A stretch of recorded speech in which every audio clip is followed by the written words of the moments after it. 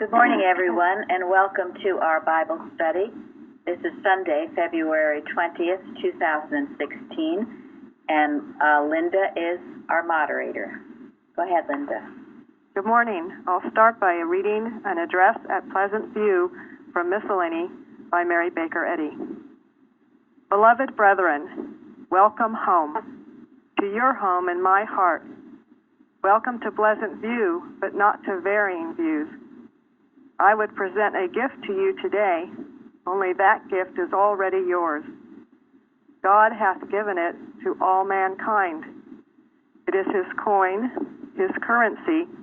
It has his image and superscription. This gift is a passage of Scripture.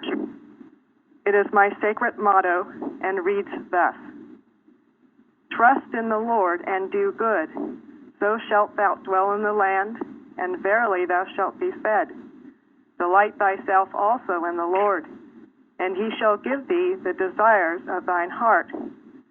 Commit thy way unto the Lord, trust also in him, and he shall bring it to pass.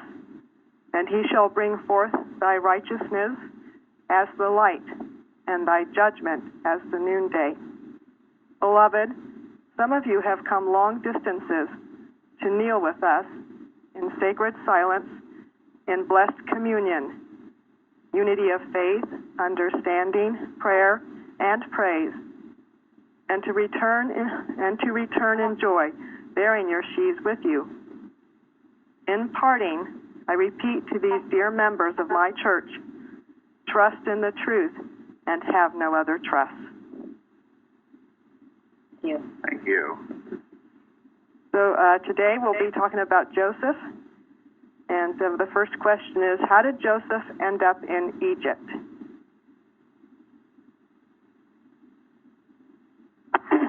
Jacob sent Joseph, his youngest son, from Hebron to Shechem to find his brothers who were tending sheep. He found them in Dothan, and the brothers wanted to kill him because they were jealous of him. But Reuben and Judah convinced them to put him in a pit, and he was sold to the Ishmaelites, the Midianites, who took him to Egypt and sold to Potiphar, Pharaoh's captain of the guard.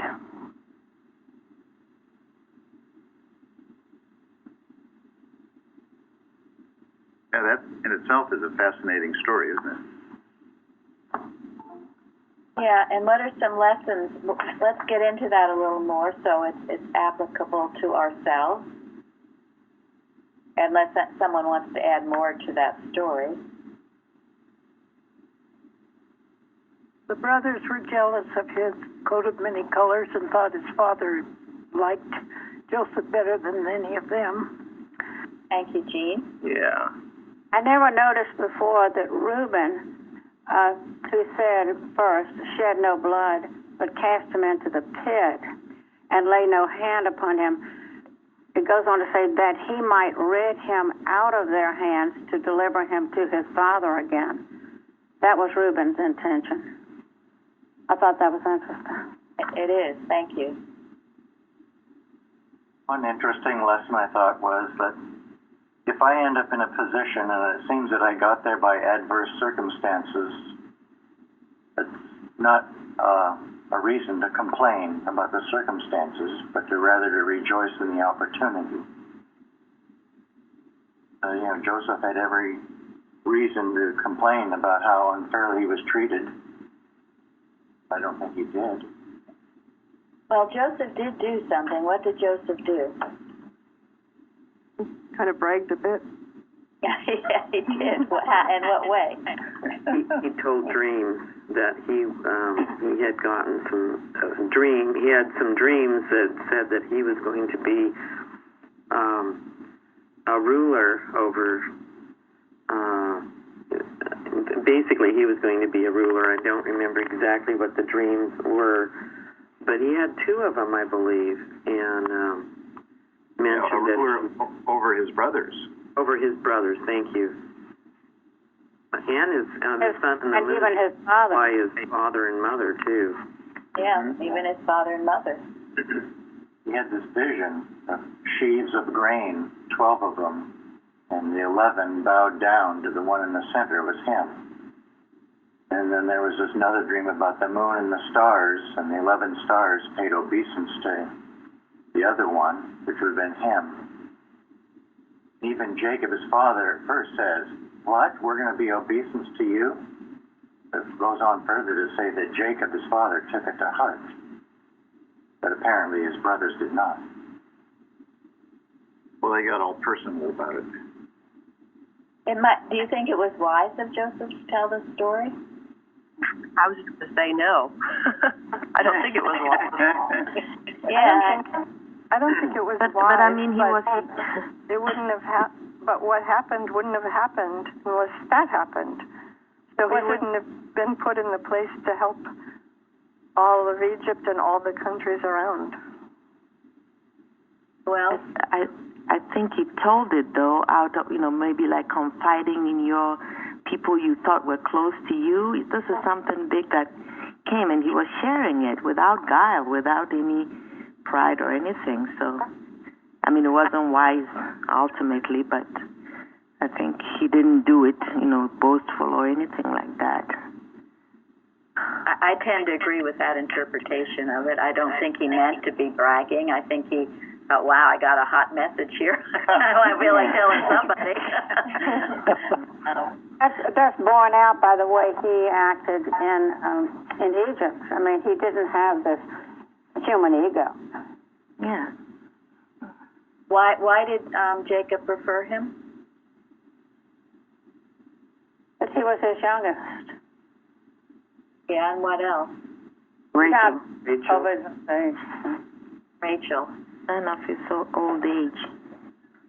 Right? And Rachel, his beloved wife. So I want to get into something else here because it's important as it applies to us, and that is sibling rivalry.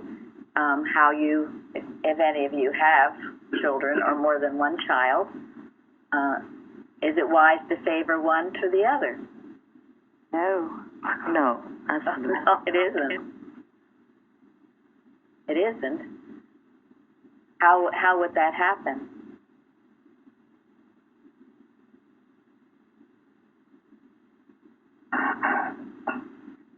I've seen it happen a lot. One child fulfills his or her parents' plan or desires better than some other child.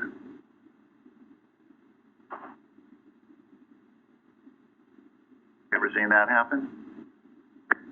It's something to be very careful of, because I've heard it too. I've heard it from Christian scientists who admitted that they prefer one child to the other. And I mean, perhaps we don't have to limit this to children. It can be in other ways where you have preferences. Does God have preference? No. No? What should you do if you're feeling that you are doing that? The only answer would be to pray about it, not to see your children, to see them impersonally as ideas of God, all of them. Therefore, all of them reflecting the good qualities only. Because sometimes you tend to prefer one because one is obedient, does what you want, and the other may be rebellious, doing everything supposedly wrong. So, prayer. Absolutely. Should you give the one you favor a robe of many colors? I'm just throwing these questions out. I'm not saying yay or nay to any of these. I'm just throwing it out. Probably not a good idea.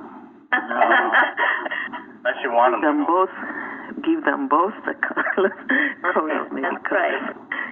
right. Or make them both work for it. Right. And I mean, this can go to an extreme the other way, too. That's why I'm just throwing this out. If you've got some kid who is bad and rebellious and doesn't deserve anything, and another one who does, well, you have to take all those things into consideration. Now, what about the bad seed? Have you ever heard of that? Yeah, but I don't think there is really any bad seed. Well, thank you, Jean. Thank you. No, it's not in the story, but it's something to do with sibling rivalry and other things, and something that some parents have to deal with. And I heard it. I've heard it even from Mrs. Evans. So if you have a trying person or child who seems to be rebellious and doing all the wrong things, and we've seen it in the prodigal son and other stories, then, again, what do you do? You try to find out the reason. Well, that's true. If there's something. You love the child of God. You love the child of God. You separate the error from that child of God and hold fast to the child of God and handle that belief that there is such a thing as a bad seed. I mean, Jacob, yeah, I mean, Jacob, it could apply to this story. Maybe that's what he thought about some of his sons. It's very common. We talked about two of them that had a very violent tendencies, I think, earlier. Right, about Simeon. Yeah, that one. Yeah. Well, I am bringing all of this up because these are all beliefs that need to be handled. Sibling rivalry, that a parent prefers one to another, that there is a bad seed, that you have maybe one good obedient child and one child that's just going all over the place. These are beliefs, and if they enter your experience, they have to be handled. The story of Adam and Eve, it started with Cain and Abel, didn't it?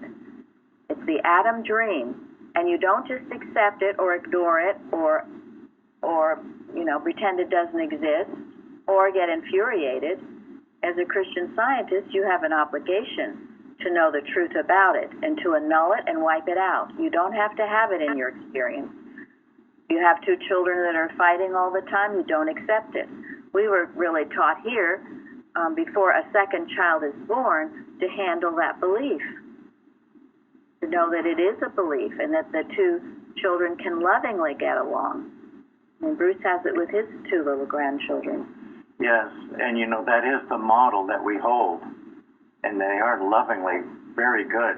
But, there are times when they fight. One person has a toy and the other one looks at it and wishes they had it, and next thing you know, they're fighting over it. Well, these things have to be handled and addressed. They do come up. Not like it's anybody's fault, but it's just error that needs to be handled. So we do something about it. And next thing you know, I'll tell this brief story. One time I took it away and I put it up on top of the shelf. You're going to fight over this? Nobody's going to have it. Guess what happened next? They were playing together happily, with doing something else, with something else, and they were just as happy playing together. Thank you. And it's not just with young children. You see it later. You see it with inheritances, don't you? All of a sudden, the siblings, everybody's fighting and all kinds of stuff. So this story, to bring it home, we have to apply it, and there are many lessons to it. And that's what we're doing here. Otherwise, it would be irrelevant. Not irrelevant. It applies directly to us. And I'm not making any judgment calls. I don't know, really. I mean, we don't know what was in Jacob's heart or any of the brothers, or Joseph at that time, particularly. We can only say what we feel would be going on from the storylines that we've been given. Yeah, this whole idea of judging is such a cruel and wrong thing to do. It is so frequent. But we talked earlier about a parent preferring one child over another. Well, that automatically he's made a judgment in his mind and actually added fuel to the fire, which needs to be put out with love, divine love. Absolutely. You do your child a great disservice if you love one more than the other or feel that you do. What you should be doing is feeding the other child's spiritual nature, however that takes, with flood tides of love or with discipline or whatever that takes. But never to just say, well, one is good and the other isn't, or accept the sibling rivalry. You know, the story of Joseph, I think a lot of this was going on because even before the visions with the sheaves of grain and the moon and the stars, there was another incident where the youngster, Joseph, would go out with his brothers and then come back and tell his father about all their misbehavior.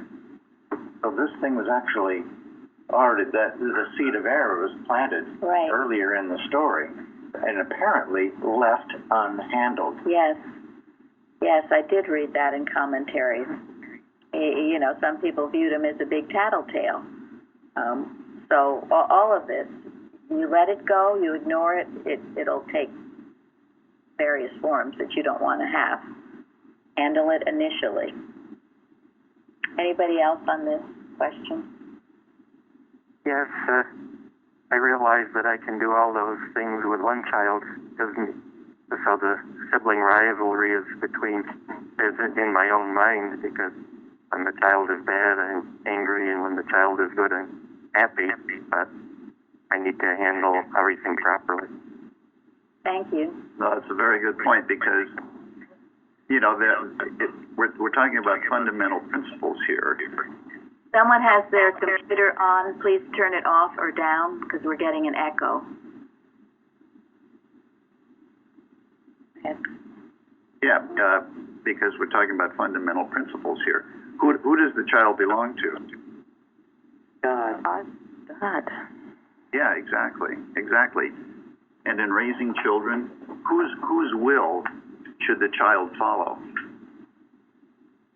God's will. God's will. Yeah, God's will, not mine. Even though I might have some desires for the child, I might have my own views as to how I think the child should act and what they should do. But ultimately, that only gets in the way, whether it's one child or 12. Yeah, it always goes back, thank you, to God. You know, parents would say, well, we have a family business, I want my child to do it, or be a lawyer, or do this or that, and they have all these plans for their child. It's very personal, and it's very damning. The other that sometimes can happen is, one child and a parent will, you know, like the father just adores the little girl, and there's something unhealthy going on there, or a mother and a son, or that kind of rivalry and jealousy can happen. So watch it. A mother, and if there's a mother and father in the home, the mother and father should be, that should be the first relationship, second to God, of course, and then your relationships with your children. Because sometimes, especially in an unhappy home, a parent will favor or get close to the child because they don't like their spouse. They want to protect them from the others. Yeah.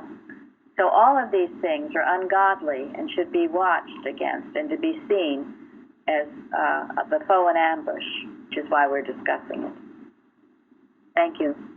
You know, there's this concept about the tone of the home relating to parents, and it's called on the same page. You know, the parents need to be on the same page with things. Well, the one page is love for God first. And if they have that first in their heart, then there is unity of action, decision. It just comes naturally. And the children flourish in that environment. Yes. Lawrence, did you want to say any more? No, I was wondering if Jacob had some vision also about Joseph, like Rebecca had about him, you know, when they were little, and whether he should have maybe kept that in his heart and not overtly shown such favoritism with Joseph. Maybe he had something, you know, about Joseph. That's why he acted that way. Remember how Rebecca, because she knew that Jacob was to become the leader of nations and so on. In the time when Esau and Jacob went for the blessing, and you know, do you see what I'm saying? I do. Yeah, I wonder why he would show it so openly like that, and then cause all the trouble for Joseph. Well, I think certainly Joseph's mother felt a special you know, there was something special. And I think that Joseph had you're right, had to feel something special. And if he had put it entirely in God's hands and acted with wisdom, then, you know, some of this might not have happened. But ultimately, you know, this was prophesying. I mean, they were who they were, you know. They did the best they could under the circumstances. Yes. And they received, you know, prophecy as to what was going to happen. God was going to use this guy to take care of them all. So in the end, it all worked out. But it teaches us to use wisdom, you know, when you get something like that, you just keep it in your heart and act as God is directing you to. Exactly. Right.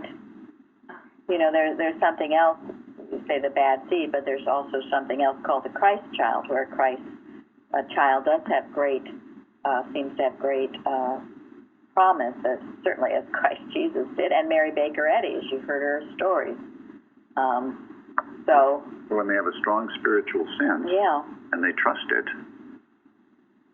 you know, that can be abrasive to the human mind at times. And in a case like that, it's up to the mother and father, or at least one of them, to see it, to protect it, to develop it, and not, you know, get others jealous over it, or certainly don't brag about it, that's for sure. You just nurture it and protect it quietly. And also, at the same time, if you have other children, which I'm sure, you know, Mrs. Eddy's mother, Abigail, did. She loved all her children. So, okay, I guess Okay. So now we know how Joseph got to Egypt.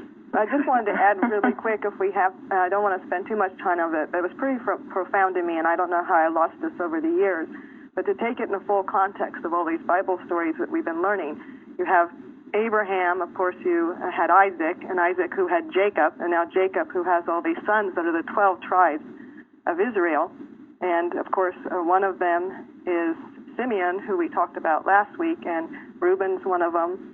And he was the one that tried to save Joshua, and Joshua's also his two sons were then of the 12 tribes, which we hear Tom also speak of, the northern Israel, and then Judah, which is the two tribes, and one of them is Benjamin, who is part of this story, in Joseph. But then you have Moses 400 years later in Egypt, which is part of the 12 tribes, and also Joshua, who then leads them into the land of the Promised Land, which I think is pretty profound when you see the interconnectedness here. But it is, and it's very, very good to see that. There's a book called The Story Bible by Pearl Buck that I got years ago, and I was astounded to see just what you had said. I had always heard these stories. I had no idea they were all related. They are all related. They teach them so separately. They do. And yet there's this golden thread that goes down through the history. So, all right. So we'll go on to the next question, number 2. Why did the Pharaoh turn to Joseph after he had consulted with all the magicians and all the wise men of Egypt?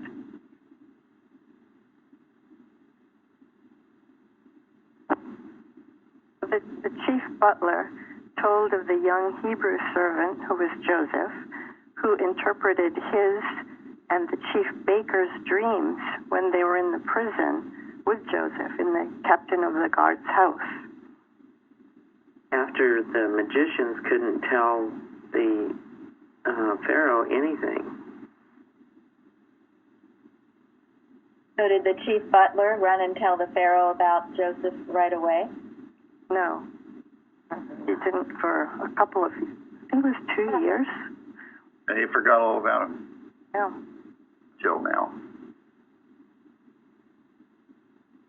So we could see that the Pharaoh was desperate. And then it dawned on him, oh yeah, this guy helped me. Because his dream and the prophecy came true, didn't it? Well, yes, it did. And Joseph even asked the guy to, to remember him. Remember him to Yeah, put in a good to word. Pharaoh when he left the prison. Butler summarily forgot to do that. Who were Yes. the magicians and wise men? Does anyone know? Sorry. Go ahead. Well, I just was thinking, how did they operate? I mean, what were they using to try to interpret these dreams? Well, they probably looked at the stars. All sorts of nonsense. Yeah, I mean, they were like the, tarot card readers of the day, or,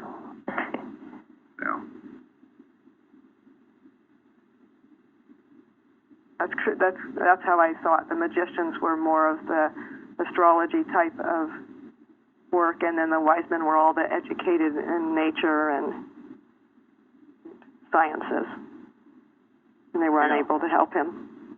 Yeah. They use the human ways and means and mind. The human mind, yes. And it failed. But Joseph was inspired, as Mrs. Eddy speaks in her chapter on spiritualism, which I love that chapter for that reason. He was inspired by mind with a capital M, the divine mind. He was able to get things from God. Amazing. This relates to us too, because there's inspiration all the time. We've heard God is always talking to us, but how much of it do we catch? I know when I read this story, it made me think, to what extent am I the magician and not the Joseph? And a couple of things came to mind. If I'm more concerned with my position or saying something that somebody else is going to like instead of being bluntly honest about things, then that sentiment will block the inspiration and I won't hear it. That takes 2 years to do the right thing. Yeah, right, 2 years. And he might have been motivated too by jealousy, or who knows. It seems kind of extraordinary, or just a lack of total caring. But here this guy helped him out, and he didn't want to tell Pharaoh what had happened. But what did Joseph do about that? Mary? Yeah? I think it's very similar to what happens when you give a healing, you help somebody with a healing. How many turn back and accept it and say, I got that healing, thank you. Very, very good. Everybody has that experience. Thank you. Good example of that. Hey, I'm free now. Cool. Bye, everybody. Yeah, Well, and- very selfish. And Pharaoh had the sense that this was an important dream. I mean, this is, he was getting something very, very strongly here. And he knew that he needed help to understand what he was supposed to do about it. And when you have a dream, I know when I have a dream, especially if it's very vivid, I will sometimes ask God if there's anything in that dream that I need to be aware of. Sometimes it comes as some kind of a premonition. Nothing to be afraid about, but it's something to ask God about and take care of it, handle it in some way. Maybe it's a voice speaking to you. Maybe it'll show you're harboring resentment to someone. Or maybe it will be some kind of a warning about the future. But ask God, what do I need to know from this dream? The Bible is full of people having dreams and having these very significant dreams. And sometimes when God can't enter your consciousness in one way, he'll try another. Anybody ever had a premonition come to them through a dream?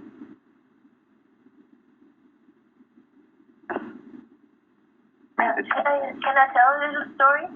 Well, keep it brief, but yes.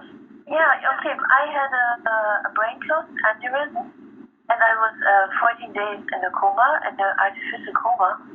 And in that coma, I was dreaming about Mary and her daughter. And I dreamt about my ex-boyfriend and father of my son. And he was also in the dream, but he came with his first children to see if I'm dead, because I was already dead and piled up for a celebration of death. I mean, the last days when you're just lying there. And so, Mary was in that dream, and then somehow, like a year later or 2 years later, he contacted me over Facebook. And so we met again in 2 years later after my accident. I had learned how to walk again. I had learned everything again that I had lost. But, I mean, she was in my dream, and she was like a tree. She looked like a tree in my dream, and now she is like a tree and really holding and being so strong. Okay, that's it. Well, thank you. Yeah, thank you. Well, and Zari has certainly been a tremendous help to you. So, But God often speaks to us in dreams. And it's important to take notice, pay attention.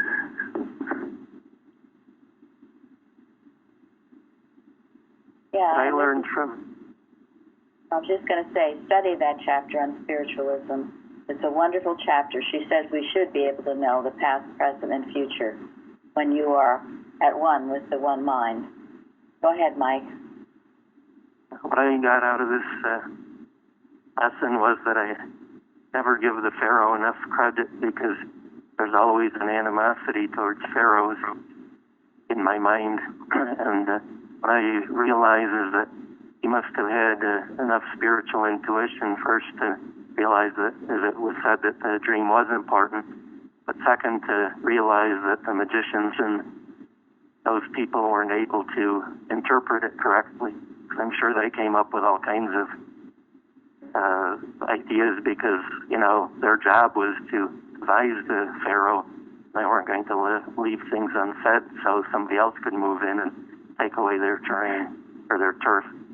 So he had to have enough spiritual intuition to see that they weren't telling him what was the proper interpretation, recognize Joseph, and then, but the thing that I realized too is that Joseph didn't do this on his own. He had to have the Pharaoh have the dream. Joseph didn't have the dream and the interpretation. So it's a collective thing, and when everybody works together, it benefits everybody. When the people don't listen to the prophets, like his brothers, Joseph's brothers, then things turn bad. Yeah, thank you. No, the Pharaoh deserves credit in this, absolutely. He also deserves credit to that he listened to Joseph, because it didn't come to pass until after. But yet he put Joseph, into his household before anything had come to pass, so he trusted in what Joseph said.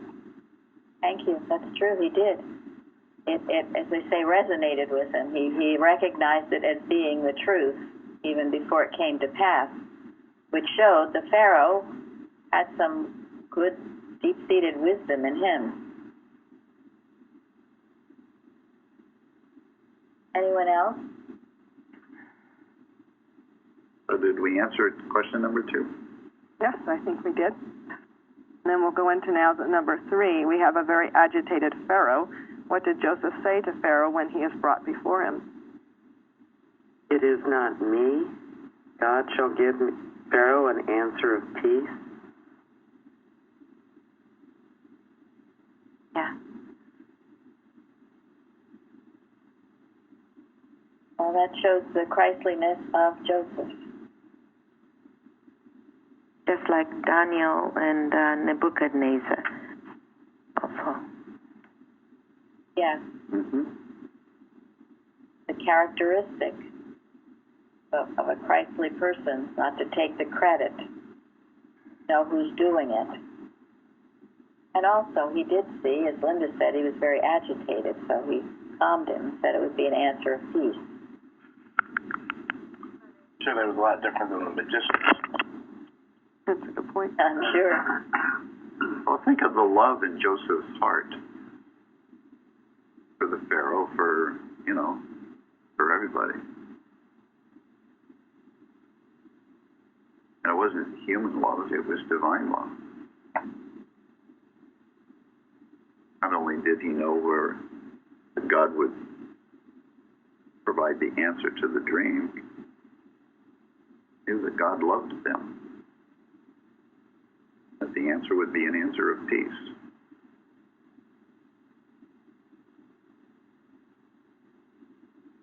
you look for when you call a practitioner for help, isn't it?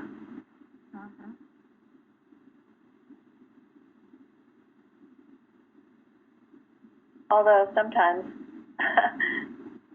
the answer will be one of to shake the Wake up. the feather bed, yes, to wake up. So, and that both are important depending on the situation. Can't always be the soothing, loving word. Sometimes it has to be the other words to wake the person up. Yes, thank you, Florence. Actually, I think the shaking is a piece of its own kind, of the stable kind that will be there. Because when things get shaken up, only to remove the dross and to reveal the true metal. Absolutely. And that is the only. We've heard about the peace where there is no peace, and how dangerous that is. That is unstable ground. Thank you. Absolutely. The peace follows the stirring up. And there would be no peace without it. The era just goes underground, continuing its destructive path with you until it's rooted out and cast out as unreal and untrue because not of God.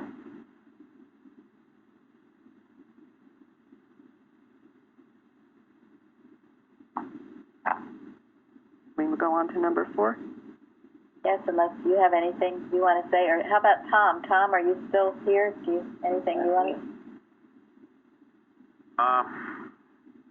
Oh no, I'm not here. I thought so. I thought you weren't here. So, this reminds me of Peter. When he healed the lame man. Everybody was so amazed, and they rushed up to it was Peter and John, and he says all these people who are so amazed that he healed this lame man. And it was remarkable because everybody knew the lame man has been lame since forever. Why is there an echo on the phone line? We're getting an echo with you. That's why we muted you. Do you have some other? But I don't have any computer on or anything. Oh, okay. Are you using a speakerphone? Yeah, speakerphone. No. Okay, well, I don't know, something, well, go ahead, we'll just deal with back? it. No, now it sounds better. Better now. Oh, okay. Well, anyway, Peter, so all these people are rushing up in amazement and wonder that he healed this lame man, and Peter looks at them and he goes, "What makes you think I healed him?" Yeah, that's great. Yep. Another example. Yeah. What makes you think I did it? What power do I have to do that? Do you really know where the power comes from? Jesus had that to deal with every day, didn't he? If people wanted to,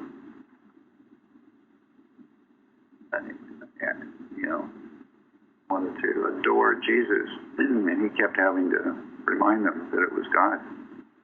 How me no master, only master is God. Mm-hmm. Only good is God. I'll mention someone else too. Is Habakkuk, the prophet. He wrote about it during a time when Nebuchadnezzar was kind of threatening Judah, and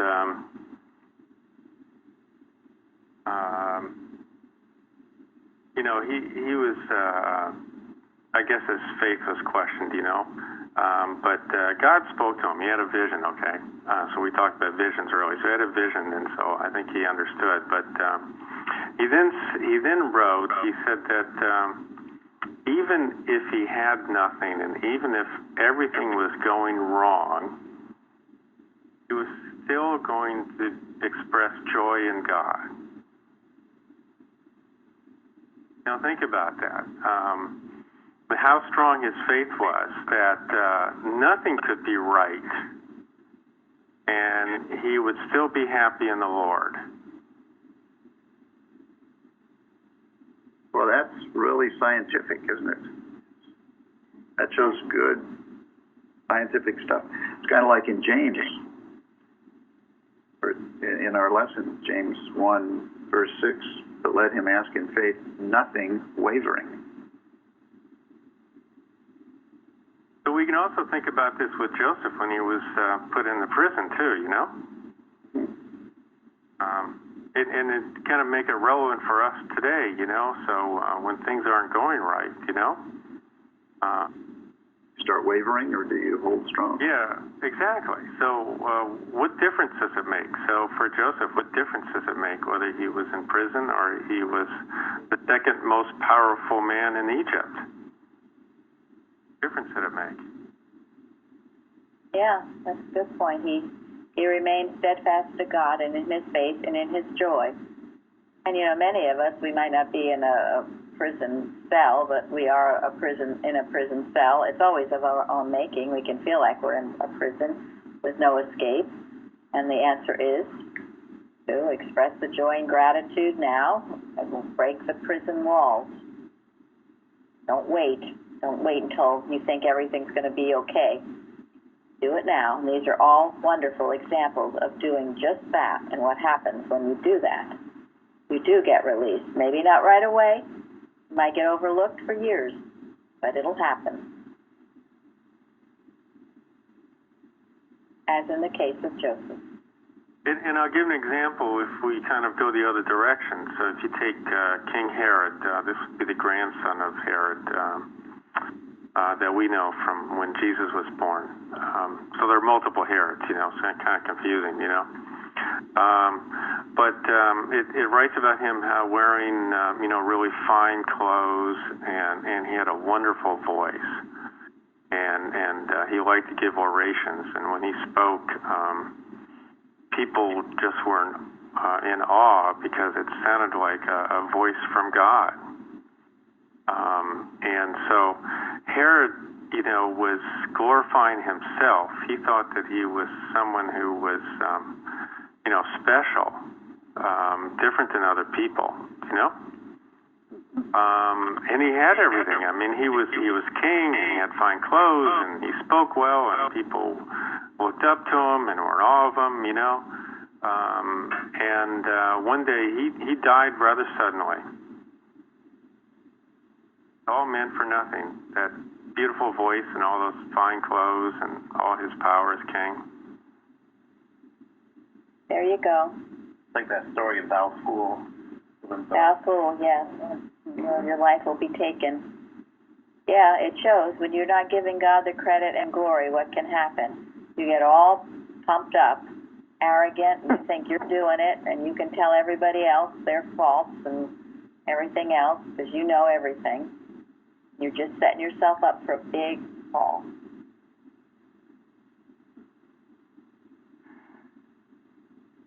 It's a godless state. It's the selfhood apart from God. It is personal sense, and it's doomed for destruction because that's all it can do. Life without God is doomed for destruction. The Adam dream. We can be grateful for that. Yes, we can. It's no fun to be in it anyway, even if you think you're having fun. You're subject to every kind of form of error, and you get battered this way and that until you find your life in God.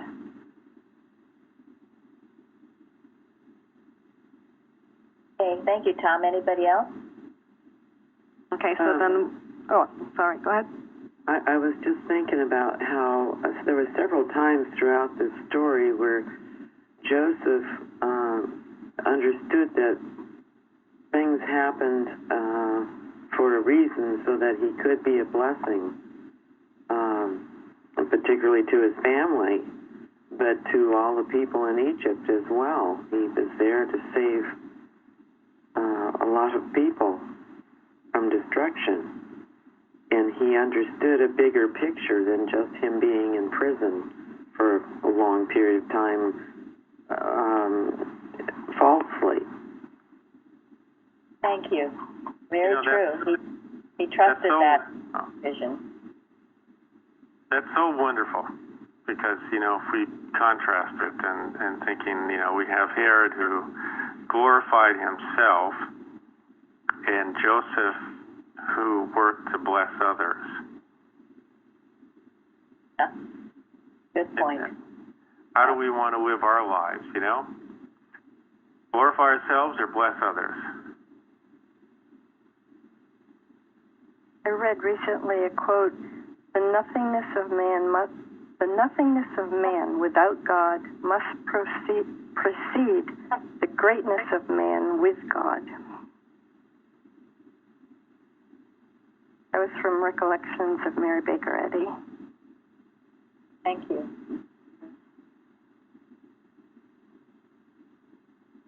Yeah, that's a major point. Major point of this story. He lived to bless others. He wasn't out to glorify himself, and that's why things worked out the way it was. Mrs. Eddy said her life was, everything she ever did was based on unselfed love.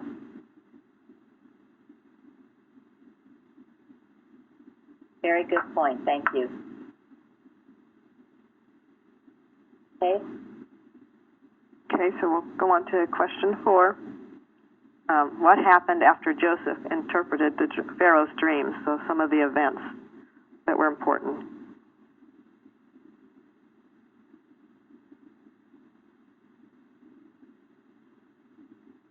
Who has an answer? Suzanne. After Suzanne.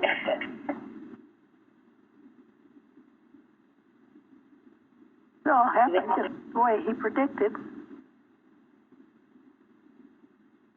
Yeah, first he told Pharaoh to appoint a man over the land to store 1/5 of each crop every year for 7 years.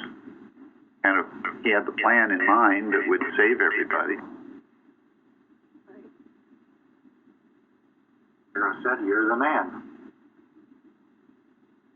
Yeah, I mean, he went from being in prison to what? He was given everything, really, in the way of money and stature and status.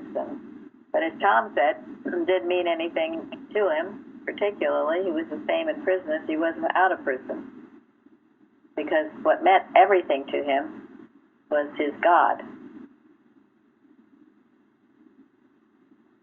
Go ahead with the story of... Yeah, so Pharaoh recognized where the wisdom came from. In other words, since God has revealed this to you, there is none so wise and discreet as you. So Pharaoh, had a good head. He had a good sense, spiritual sense. And he saw in he had to feel the power and the love and the presence of God through Joseph. For him to have so much confidence in this man who was a foreigner, who was a prisoner, only the power of God could have given Pharaoh the confidence to trust this guy with such an important task. It's interesting that the Spirit of God was evident in him all the way along, because when he was in prison, the keeper of the prison put Joseph in charge of everything in the prison while he was there. Exactly. Yeah, and so did Potiphar. He put him in charge of his household. It is very similar to this John Wyndham story, who was in a Japanese prison camp. He was a Christian Science lecturer, and his son came and visited our church many times. But anyway, that's a story you can look up and read about, because that's just about what happened to him. And it was through his demonstration of Christian Science in the prison camp.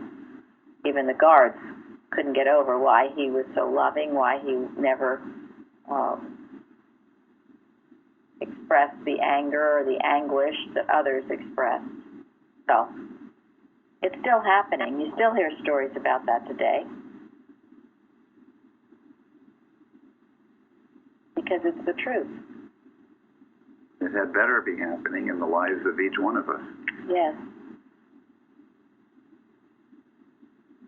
What would have happened, do you think, if Joseph had said, when Pharaoh, first approached him, if Joseph had said, "Sure, I can tell you what your dream means. Go ahead, tell me." And hadn't mentioned that God would reveal.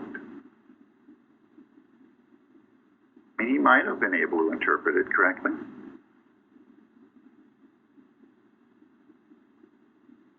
But would Pharaoh have felt confident giving this project to this foreigner who thought he was hot stuff? Yeah, he might not have believed it.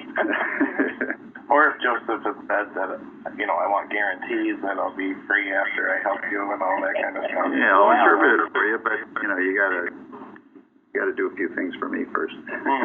In like crime TV show, that's what always happens. I want immunity first. Yeah, no, that's true. And in that story, the light and the glory, that's what it says about Columbus. He started off knowing it was all God, God, God, and then he ended up, wanting Queen Isabella to make sure he was going to be king of the land and given all kinds of money, and started making conditions, and he lost God, and things went very rapidly downhill when he was in that state.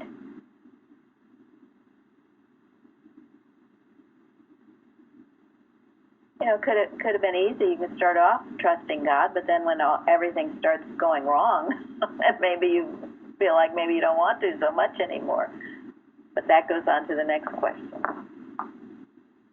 Or when things go terribly right. Yeah, that's even more dangerous. How about the reuniting with his family? That's part of that includes some of his characteristics too. They came 2 years after the famine started and needed some food. He forgave them all. He tested them first. Yeah.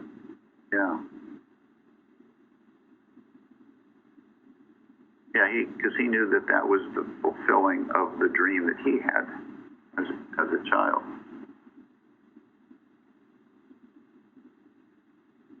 So he did the right thing to allow them to prove themselves. And he loves them. So, he cried or wept with his love for them when they embraced. Mm-hmm. Although to Dean's point, I'm sure he had forgiven them whether they passed the test or not. It's just what he did next.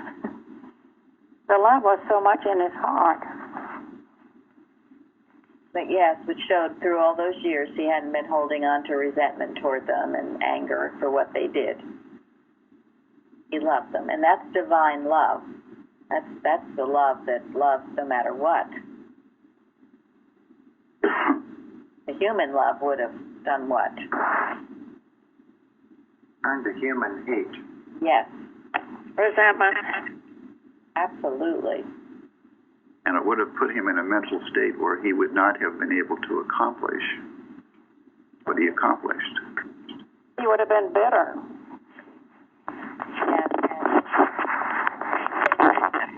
And he would probably never have gotten out of prison. Now, talk about being tested and tried. He sure was.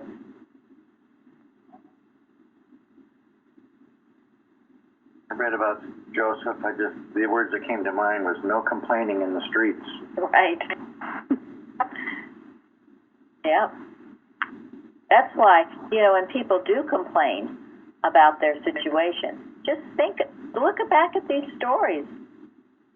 Is your situation any near as drastic as some of these people? All of these people. All of them. By complaining, you make your own prison. You do, and you keep yourself in that prison. You can guarantee it. You want to stay in your prison? Just keep complaining. Yeah, I've been bitter for way less. so. Thank you, that's right, for way less. We've all been there, some extent or another.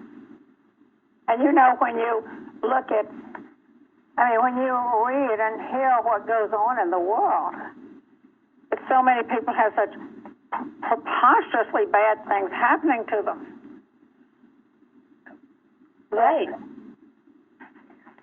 Well, and some of that, and here again, we don't judge, we never do know, but what the little that I do know is a lot of suffering is self-inflicted. It's by just continuing the Adam dream. Mrs. Eddy wrote the article, Taking Offense. And what is that about?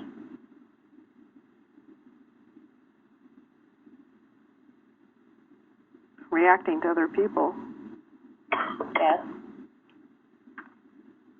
Personal sense. Yes. Is the barb in your own thought that allows you to react adversely to whatever it is that's going on around you. It's a wonderful article, and in any of these instances, Joseph could have taken offense easily. And you look in the Bible. I've told Gary to do a Wednesday night on taking offense. You look in the Bible and you read all the time. Jesus talked to his disciples about not taking what? Not taking what? Offense. Offense. right. Don't be offended.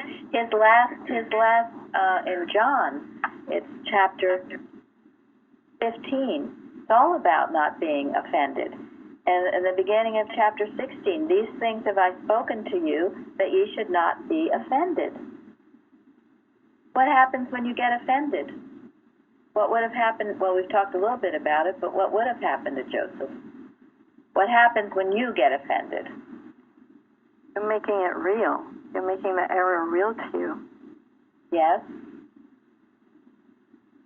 I keep rehearsing the thing over in my mind. It's like I don't have the ability to think one right and good thought because I'm so busy being offended. Yes. Bingo. Yes. Your thought will become darkened. Dark. Anything else? And I'm going over, this is the characteristics of Joseph, because he was never offended. He might want to lash back at the person. Yes, that's right. Get revenge. You will feel your fervor for God and for the things of spirit becoming what? Less and less. Less and less. Thank you. Two chimed in. Yes, we had it in stereo. Less and less. Because you're doing what Bruce said. You're churning around. You're offended. Someone said something that upset you, and double, triple so if you've only been doing right. Only been doing right, and someone criticizes you. So all of these things start happening, and then what happens to your ability to heal? Goes out the window. Yes, it does. You can't heal yourself or anybody else in that state. It's a high price to pay, and that's why look up those things in the Bible and what Mrs. Eddy says, mainly in Prose Works in her article, Taking Offense. And she said to emphasize, to lift your thought, to think on what is beautiful, great, and good all around you. Right, and that certainly was in the lesson. Gary spoke to it on the forum. Because otherwise it will drag you down and you will lose your spiritual being, your spiritual sense.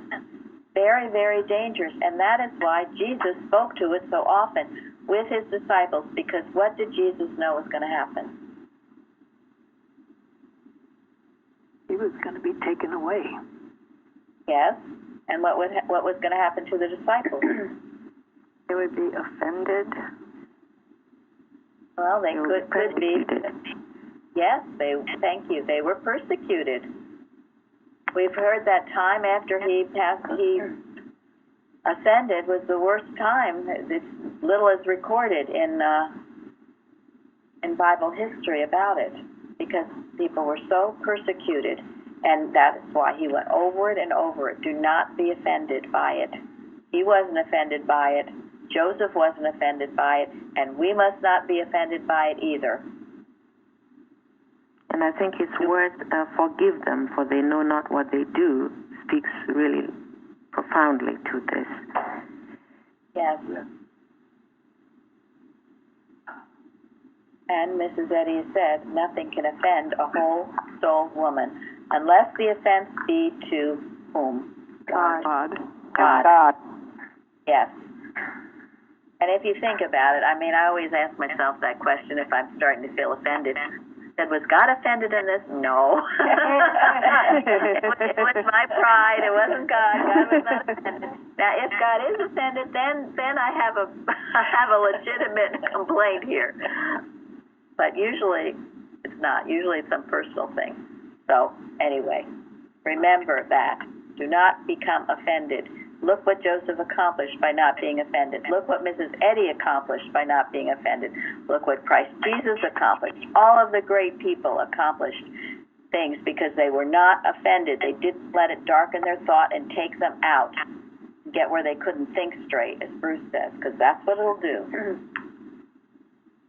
So that is one of Joseph's characteristics. I don't know if anyone wants to say anything more. It's a good one.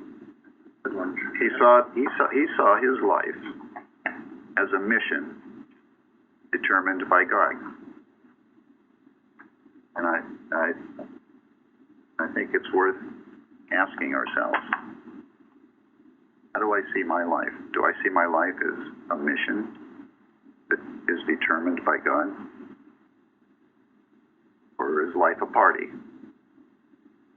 Or is life a drudgery? Or is life something else?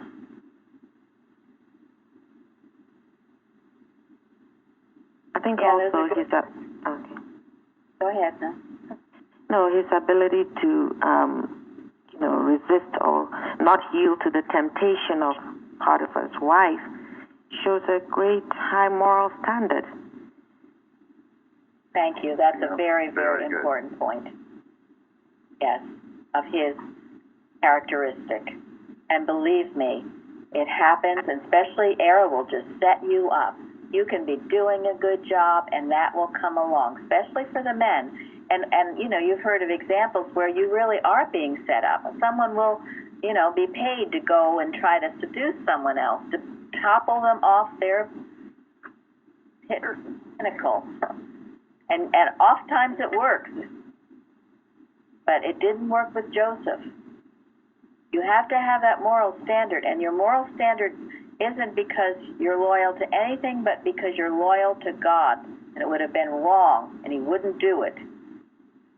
That enraged Potiphar's wife. And he got punished. As Jesus said, they hated me without a cause. And here again, he didn't let it take him out. He wasn't offended by it. One of the definitions of offend is to cause to stumble. When you get offended, your pride is hit, and pride goeth before fall. That was an important one. Thank you, Florence. He had that high moral standard that he would not come down from, and that protected him. And it's, I've read about it with Christian Scientists. You've seen good Christians that comes in and takes them out. They get in illicit affairs or other things that they shouldn't be doing. And very, very wrong, disobeying the Ten Commandments, and it'll take you down. And that's the exact purpose of it. So be so wise. Be as Joseph was. So wise on this path. When you feel something's trying to take you down, you question it. Don't let it take you off. And the only way to do that is get back to the point that I think it was Tom who made. Let your mission, your purpose, be unselfish. to glorify God, not to glorify your own personal, then you're really set up for a fall. Okay, Linda, any? No, that was beautiful. Anyone else before we close? And there's one thing, when Jacob wasn't sure he wanted to go back to Egypt when Joseph was inviting him back, there's one statement that where God speaks to him and tells him, "Fear not to go down to Egypt, for I will make thee a great nation," which is that golden thread again, the promised land moving forward. But, Yes, thank you. And so it continues, and it is still continuing right here, right now. As I've said, biblical history is still being made. There is still the golden thread. There is. There are those who have taken it. And embraced it. And embraced it. George Washington was certainly one of them, as well as Lincoln and many others. So we make sure in our own lives we are taking that golden thread and living it to the best of our ability, so it will continue down throughout the generations. Why? Because that's what God made. That's right, and that's the truth of our being. Thank you, Linda. Thank you, Linda. yes. Thank you very much. Thank you. Thank you. Thank you, Linda. Thank you very much.